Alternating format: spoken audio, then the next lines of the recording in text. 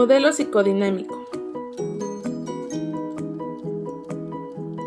Según el modelo psicodinámico, existe una serie de fuerzas internas e inconscientes que determinan la conducta.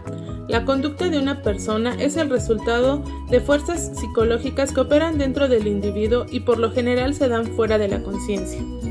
En 1923, Freud define el psicoanálisis como un procedimiento que sirve para indagar los procesos anímicos difícilmente accesibles por otras vías. Segundo, como un método de tratamiento de perturbaciones neuróticas. Y tercero, como una serie de intelecciones psicológicas ganadas por ese camino que poco a poco han ido colocando a esta como una nueva disciplina científica. El psicoanálisis es considerado un tipo de psicoterapia a través del cual se establece la promoción y la resolución tanto de problemas físicos, psicológicos y los síntomas a través de la relación terapéutica entre el cliente y el psicólogo. Esto se da mediante la utilización de técnicas como el uso de palabra, el recuerdo y la asociación.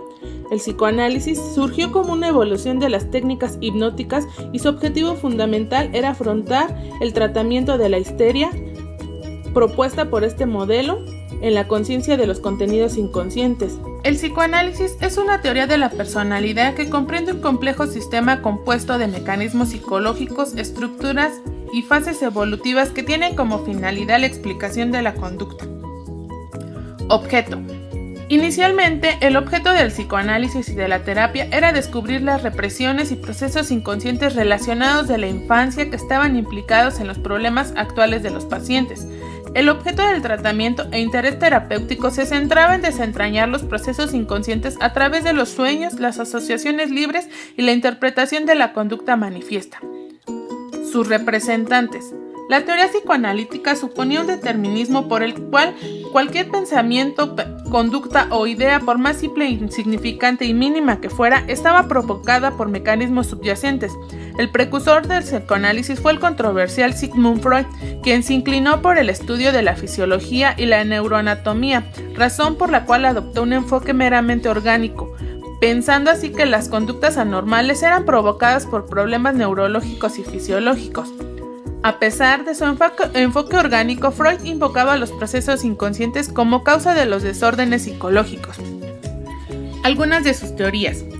La teoría del ello, el yo y el superyo. La primera estructura se encuentra presente desde el nacimiento de la persona. Esta estructura es totalmente inconsciente y tiene como finalidad satisfacer los deseos del niño. El ello representa la parte profunda e inaccesible de la persona, que se estudia a través del análisis de los sueños. Dentro del ello residen impulsos instintivos con deseos de gratificación inmediata. El ello carece de valores éticos y lógicos, lo único que busca es lograr un estado libre de tensión. El ello obedece al principio del placer.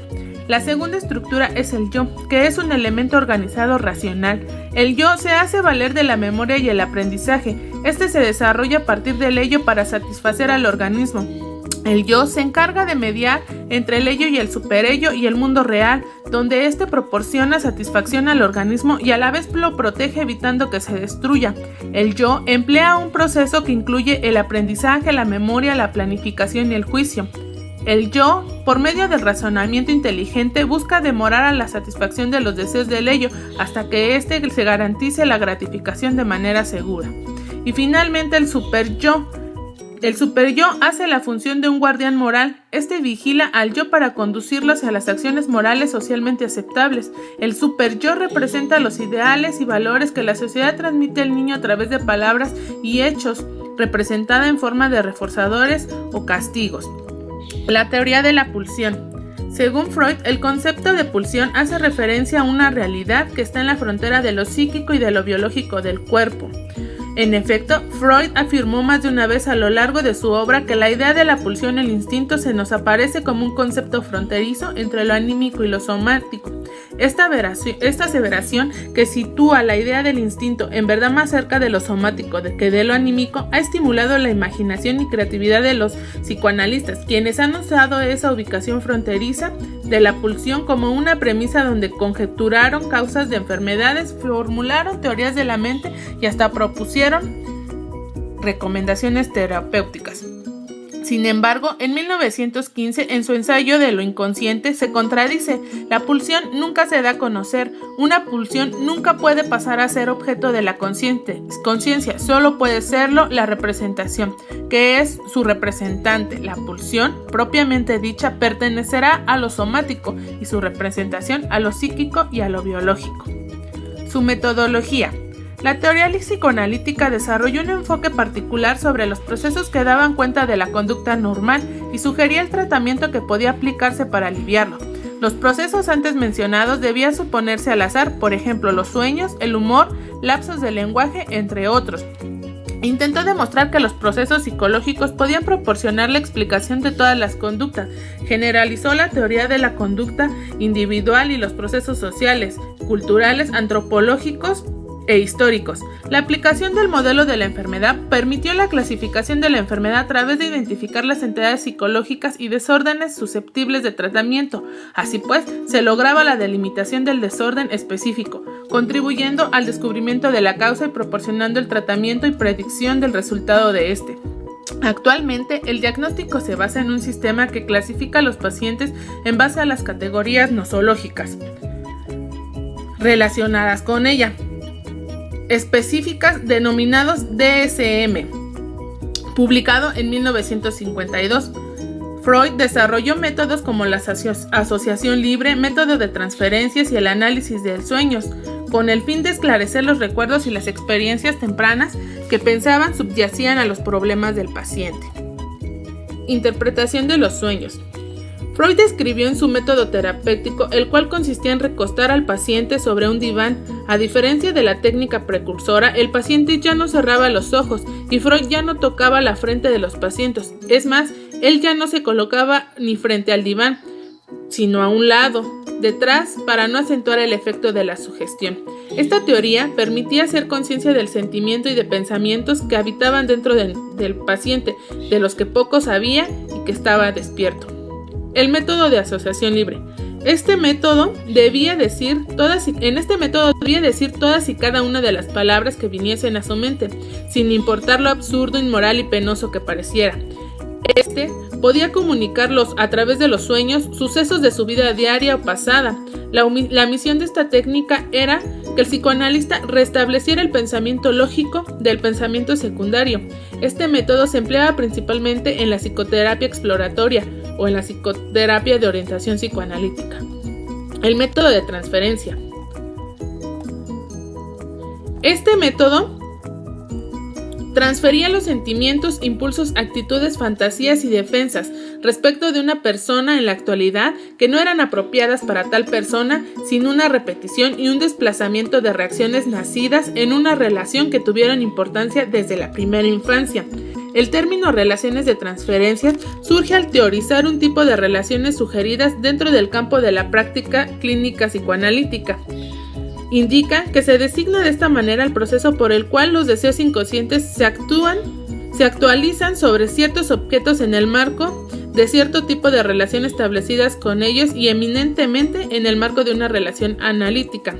Así pues, la técnica de la transferencia es una reviviscencia de la relación que tuvo importancia en la primera infancia, como las figuras parentales, a través del cual el paciente revive sentimientos tales como el amor, el odio, hacia el analista. El paciente ve al analista como una figura intercambiable y esta transferencia puede darse de dos formas, positiva o negativa. La positiva está representada por sentimientos afectuosos débiles y la negativa a través de sentimientos hostiles, que regularmente representan la resistencia hacia el proceso psicoanalista y puede resultar un impedimento para la asociación libre. Técnicas. El psicoanálisis estimuló la formación de teorías de personalidad, desarrollando sus propios métodos. El objeto de la evaluación es la reconstrucción de los rasgos o la dinámica de la personalidad que podían ayudar a la explicación de los motivos o conflictos que daban cuenta de la conducta. Para lograr este objeto, se debía medir atributos y procesos relacionados con la psicoterapia.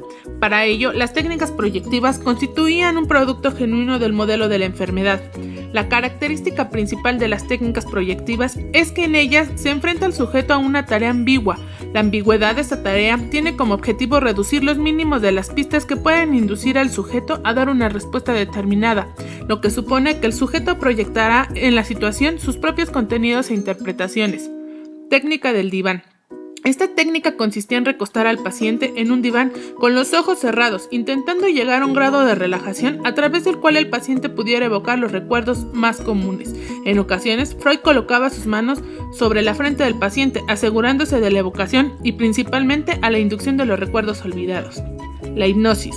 Esta técnica ayudaba a los pacientes a recordar sobre sus traumas que hubieran producido en épocas tempranas de su vida, que parecían estar relacionados con su trastorno actual. El recuerdo o catarsis del suceso traumático era conducido a través del cambio terapéutico. Técnica de la catarsis. A través de este método y con sus respectivas modificaciones, se pretendía realizar una sesión de hipnosis completándola con estrategias asociativas, siendo principalmente la relación terapéutica. Instrumentos. La entrevista es la respuesta del modelo psicoanalítico para que el diagnóstico es una razón de ser. Hay una continua interrelación entre el diagnóstico y la intervención. La entrevista inicial y las técnicas instrumentales se plantean como un momento de intervención terapéutico en sí mismo. Según lo que expone Magnato, en 2010, las técnicas que utiliza el entrevistador psicodinámico para movilizar, hacer entender y comprender al paciente de lo que ocurre son la clarificación, la confrontación, los señalamientos y la interpretación. La confrontación se utiliza para hacerle tomar conciencia al entrevistado de algo en lo que se contradice. Por ejemplo, que quiere evitar de algún tema, que está engañándose y a la vez tiene el deseo de curarse y por eso está aquí. La aclaración o clarificación puede considerarse el paso siguiente en una forma de enfocar nítidamente los fenómenos psíquicos que ocurren. Los señalamientos suponen algo así como un subrayado en un libro. Es simplemente repetir o acentuar mediante una interrogación la palabra o palabras que el paciente acaba de pronunciar. Y la interpretación trata de hacer consciente un fenómeno inconsciente. El entrevistador necesita hacer un uso adecuado de la atención flotante y es a todo punto necesario ver las relaciones del paciente para determinar la validez de la misma, la negación o la aceptación. Formación académica.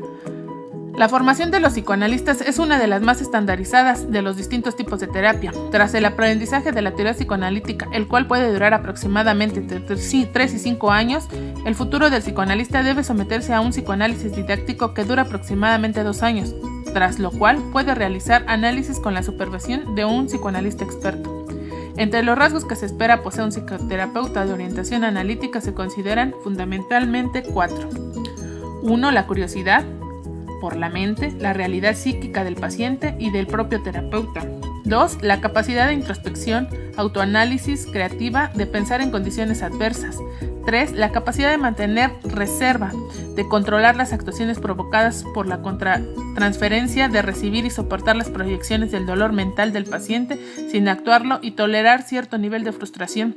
4. La capacidad de tolerar incertidumbres y misterios sin necesidad de buscar la certeza de los hechos. Según el Código Ético Psicoanalista y psicoterapeutas, la formación implica poseer los conocimientos necesarios sobre la teoría y técnicas de sus respectivas especialidades y disciplinas relacionadas para entender al ser humano tanto en un estado de salud como enfermedad.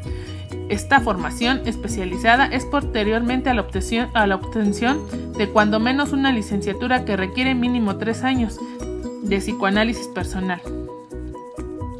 Conclusiones. Podemos dividir las conclusiones de este modelo en 2, tanto negativas como positivas. Iniciaremos con las positivas. Número 1. El psicoanálisis ofrece una teoría muy elaborada sobre el comportamiento humano que integra el desarrollo de la personalidad con los trastornos psicológicos. También destaca los aspectos irracionales e inconscientes del comportamiento humano. Ha dado lugar a abundantes hipótesis acerca de los trastornos psicológicos. Ha diseñado las implicaciones de transferencia, de la contratransferencia, sentimientos y fantasías que los terapeutas experimentan en respuesta a sus pacientes y ha destacado el papel de los mecanismos de defensa. Algunas de las negativas son que la mayoría de los conceptos psicodinámicos están formulados de un modo tan abstracto e impreciso que impide su estudio científico. El enfoque psicodinámico es insuficiente para explicar la complejidad de la conducta normal y anormal. La fiabilidad y validez de los instrumentos de evaluación utilizados como pruebas proyectivas, observación no estructurada son dudosas. Y finalmente se cuestiona si la realidad existe algún tipo de evidencia definitiva de investigación en favor a su eficiencia, pues la terapia de larga duración combinada con poca teoría hace surgir dudas.